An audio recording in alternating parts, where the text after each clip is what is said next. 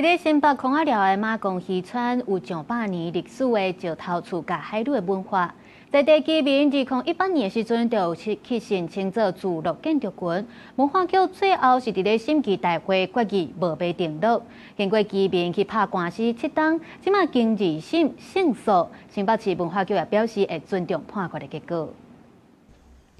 今日品馬公漁村就看到石頭厝，這是8年前居民直接找材料，兼顧擋正頭的東北季風的功能起的，甲大攏擱佇海邊啊，因為一寡土地含地上物，互企業收購，居民看到石頭厝的保存受到威脅。107年的時陣，申請甲漁村登錄做自樂建築群，不過新北市的審議大會所做出無要甲登錄的結論，互因因為安尼提告，佇經過要7年的訴訟了後，即馬確定勝訴啊。我收到的時候，我真的是非常非常的感動。最後一個保護傘，那就是文化資產的身份，能讓這個地方不要被過度的開發，留下美好的一面，讓我們的後代子孫也有一個很好的環境。這間已經開80檔的雜貨店，接手的江先生自細漢就佇遮出世生活。伊講疫情過後，馬公的遊客增加，熱天伊的雜貨店要一半攏是遊客，伊當然嘛希望保留老厝，保存在地的特色。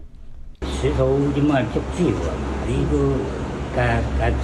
拆除啊是啥物話，當然足可惜啊。幫助拍官司的律師黃興文表示講，勝訴是為了替馬公佫爭取一擺機會，不過專案嘛是愛轉來到新北市文化局來做審理。但勝訴不代表馬公就不會被拆了。我們期待新北市政府可以摒除過去訴訟上的主張，好好的再重新評估一次。針對法院經二審是判決馬公的居民勝訴，新北市文化局表示尊重，袂閣上訴。接落來會登記文書審議的定數，兼顧文書的保存在地居民和公共利益。不過嘛強調講，迄當陣無要登錄做自樂建築群，是審議委員經過審慎的討論和評估才做的決議。記者綜合報道。